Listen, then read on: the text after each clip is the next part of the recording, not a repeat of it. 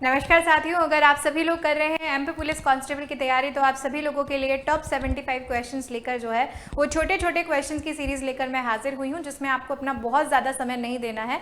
सिर्फ जो है वो सिर्फ अपने 5 से 7 मिनट यहाँ पर आपको डेवोट करने हैं और उसी 5 से 7 मिनट में आप सभी लोगों के सामने एमपी पुलिस कांस्टेबल में पूछे जाने वाले कुछ महत्वपूर्ण प्रश्नों के जो सीरीज़ है वो सीरीज़ यहाँ पर आपको देखने का मौका मिलेगा। तो आज का पहला क्वेश्चन चलते हैं और सॉल्व करते हैं इन क्वेश्चन को। बात हो रही है यहाँ पर सिर्फ सीवी रमन की। सीवी रमन साहब को भौतिकी का नोबेल पुरस्कार जो है वो प्राप्त हुआ था और कौन से सन में जो है वो सन में प्राप्त हुआ था। तो हम सभी लोग सीवी रमन साहब को जानते हैं क्योंकि यही एक इकलौते ऐसे वैज्ञानिक थे जिन्होंने विज्ञान के क्षेत्र में नोबेल पुरस्कार को प्राप्त किया। उसके अलावा अभी तक के इतिहास में कोई भी ऐसा भारतीय वैज्ञानिक नहीं हुआ है जिन्होंने ये नोबेल पुरस्कार जो है वो लिया हो। तो 1930 में जो है वो 1930 में इन्हें विज्ञान भी नहीं बोलूंगी तो भौतिकी यहाँ पर बोलूंगी। इसी भौतिकी के क्षेत्र में यही नोबेल प्राइज जो है वो प्राइज क्या किया गया, दिया गया।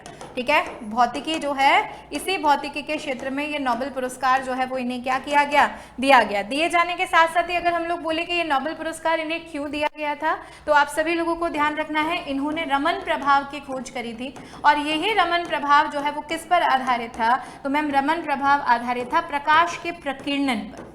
ठीक है, किस पर बेस्ड था, तो मैम ये बेस्ड था प्रकाश का प्रकीर्णन जो है उसी प्रकीर्णन पर। ठीक है, तो हम लोगों को याद रखना है कि नोबेल पुरस्कार 1930 में दिया गया। साथ ही क्योंकि 28 फरवरी जो है 28 फरवरी को सर सीवी रमन का जन्मदिन आता है, इसी वजह से 28 फरवरी को हम लोग साइंस डे के रूप में भी क्या करते हैं, सेलिब्रेट करते हैं, यानी इस दिन विज्ञान दिवस भी मनाया जाता है। उसी के साथ साथ अगर हम लोग चर्चा करें निम्नलिखित में से कौन है जो सुमेलित नहीं है, which of the following is not correctly matched. Manometer दाब नापता है, कार्ब्यूरेटर आंतरिक दहन इंजन, कार्डियोग्राफ हृदय की गति या सिस्मोमीटर पृष्ठतल की वक्रता। तो हम सबको पता है कि मैनोमीटर का उपयोग बिल्कुल प्रेशर में किया जाता है, कार्ब्यूरेटर बिल्कुल इंजन से रिलेटेड होता है, कार्डियोग्राफ से हृदय की गति को नापा जाता है। लेकिन अगर हम लोग सिस्मोमीटर की बात करें तो सिस्मोमीटर कहीं ना कहीं पृष्ठतल की वक्रता नहीं बल्कि भूकंप जब आता है तो उसी भूकंप की तीव्रता को मापने का जो है वो क्या है, एक उपकरण यहाँ पर हो जाएगा। क्यूरी किसकी इकाई का यहाँ पर नाम है, Curie is the name of whose unit. तो आप लोगों को याद रखना है कि जब हम रेडियो एक्टिव धर्मिता की बात करते हैं या रेडियो एक्टिविटी के बारे में जब हम लोग चर्चा करते हैं तो रेडियो एक्टिव एलिमेंट्स के आगे जो यूनिट मेंशन की जाती है वो क्यूरी ही यहाँ पर होती है। चलो रेडियो एक्टिविटी के बाद बात करते हैं कि क्यूरी नाम जो है वो आया कहाँ से। तो आप लोगों को याद रखना है रेडियो एक्टिविटी का जनक जो है वो जनक एक वैज्ञानिक को कहा जाता है जिनका नाम है हेनरी बैकरल। ठीक है, एक साइंटिस्ट है जिन साइंटिस्ट का नाम जो है वो नाम है यहाँ पर हेनरी बैकरल, जिन्हें रेडियो एक्टिविटी का जनक कहा जाता है। और इन्हीं के शिष्य जो है या स्टूडेंट जो थी वो थी मैडम क्यूरी। और ये जो मैडम क्यूरी हैं, इन्हीं मैडम क्यूरी के नाम पर जो है वो नाम पर ये रेडियो एक्टिविटी जो है इसका यूनिट क्यूरी जो है वो रखा गया। और मैडम क्यूरी के पति थे जिनका नाम था पियरे क्यूरी। ठीक है, और ये जो पियरे क्यूरी हैं, ठीक है, इन्हीं पियरे क्यूरी और मैडम क्यूरी ने साथ मिलकर रेडियम और पिचब्लेंड की क्या करी थी, खोज यहाँ पर करी थी। आगे बढ़ते हैं, नेक्स्ट क्वेश्चन आप लोगों के सामने है। आपको इसमें क्या करना है, आपको इसमें मैच द कॉलम जो है वो यहाँ पर दिखाना है। यहाँ पर आपको कुछ मापक यंत्र दिए हुए हैं और ये पूछा जा रहा है कि इनसे क्या जो है वो क्या मेजर किया जाता है। जैसे कि अगर हम लोग बात करें फेदोमीटर की, तो मैम फेदोमीटर जो है वो फेदोमीटर क्या करता है, फेदोमीटर एक ऐसा इंस्ट्रूमेंट है जो समुद्र की गहराई को नापता है। ठीक है, कि समुद्र जो है वो समुद्र कितना डेप्थ है उसकी डेप्थनेस को मेजर करने वाला इंस्ट्रूमेंट फेदोमीटर है। बैरोमीटर की अगर हम लोग बात करें तो बैरोमीटर वायुमंडलीय दाब यानी एटमॉस्फेरिक प्रेशर को मेजर करता है।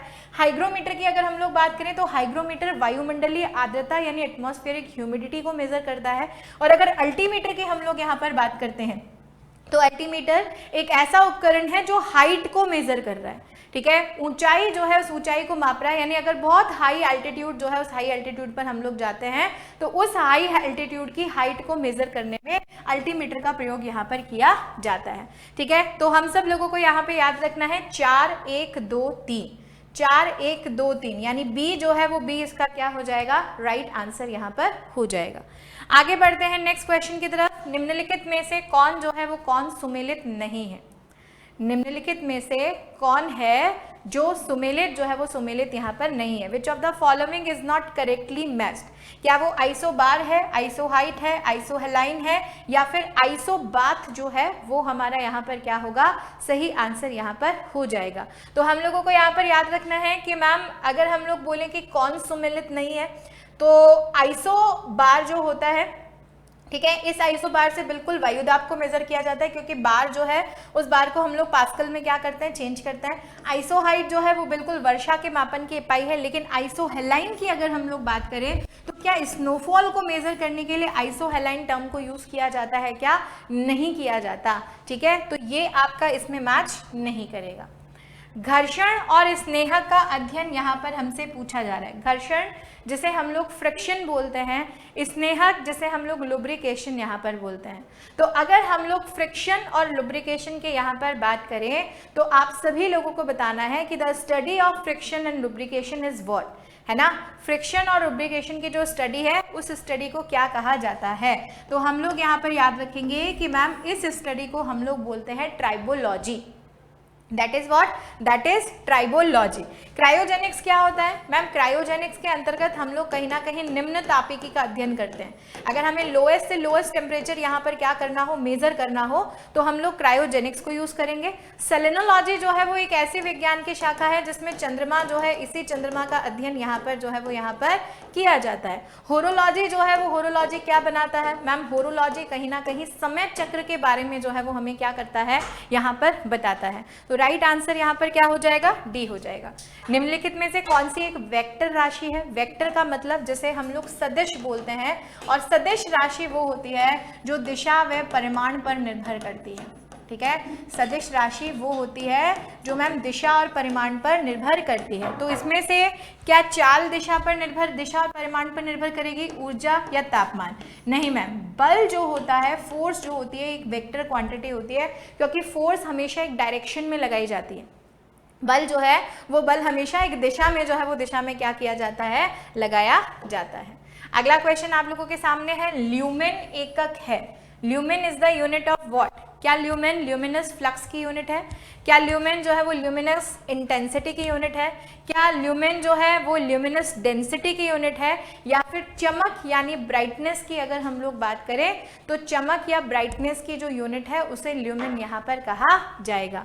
तो हम लोगों को यहाँ पर याद रखना है कि जब हम लोग ल्यूमिनस फ्लक्स की बात करेंगे या ज्योति फ्लक्स की बात यहाँ पर हम लोग करेंगे तो ल्यूमेन इसी ज्योति फ्लक्स या ल्यूमिनस फ्लक्स की क्या होगी, यहाँ पर यूनिट हो जाएगी।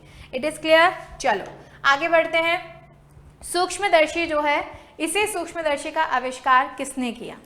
सूक्ष्मदर्शी जो है, इसी सूक्ष्मदर्शी का आविष्कार जो है वो आविष्कार किसने यहाँ पर किया? Who invented the microscope? तो जब यहाँ पर माइक्रोस्कोप की बात की जाएगी तो क्या वो गैलीलियो हैं, कॉलर हैं, जॉर्ज स्टीफेंसन हैं या फिर जे जॉनसन जो है वो इसका क्या होगा, सही आंसर होगा। तो आपको याद रखना है कि गैलीलियो ने तो क्या किया था मैम, गैलीलियो ने दूरबीन का आविष्कार किया था, लेकिन अब हम जेड जॉनसन की जब बात करते हैं तो सूक्ष्मदर्शी जिससे हम लोग कहीं ना कहीं किसी ना किसी माइक्रो कंपोनेंट को कहीं ना कहीं बड़े आकार में देख सकते हैं, जेड जॉनसन जे थे जिन्होंने इसी सूक्ष्मदर्शी को खोजा था। परमाणु घड़ी निम्नलिखित में से किसके संक्रमण पर आधारित होती है, यानी किसके ट्रांजिशन पर आधारित होती है? कौन सा ऐसा एलिमेंट जो है वो एलिमेंट हमारे सामने यहाँ पर है जिस एलिमेंट के ट्रांजिशन जो है उस ट्रांजिशन पे कहीं ना कहीं यही हमारी जो एटॉमिक क्लॉक है ये क्या होगी, बेस्ड होगी। तो आप लोगों को याद रखना है कि मैम वो एलिमेंट जो है वो कौन सा है, वो है सीजियम। एलिमेंट जो है वो कौन सा है, वो है सीजियम, और यही सीजियम जो है, इसी सीजियम के ट्रांजिशन पर यही एटॉमिक क्लॉक जो है वो क्या होती है, आधारित होती है। तो ये थे हमारे आज के टॉप 10 क्वेश्चंस, और ऐसे ही क्वेश्चंस की सीरीज अभी आगे भी चलती रहेगी। आपको हर रोज जो है वो यही टॉप 10 क्वेश्चन इसी तरीके से मिलते रहेंगे। वो प्रश्न जो आपके एग्जामिनेशन या एमपी पुलिस कांस्टेबल की दृष्टि से कहीं ना कहीं बहुत महत्वपूर्ण प्रश्न है, ठीक है। तो जुड़े रहिए हमारे चैनल से, और अगर आपने अभी तक सब्सक्राइब नहीं किया है तो जल्दी से चैनल को सब्सक्राइब कर दीजिए ताकि ये सारे सेशंस आप लोगों को वहां पर मिल सके। धन्यवाद।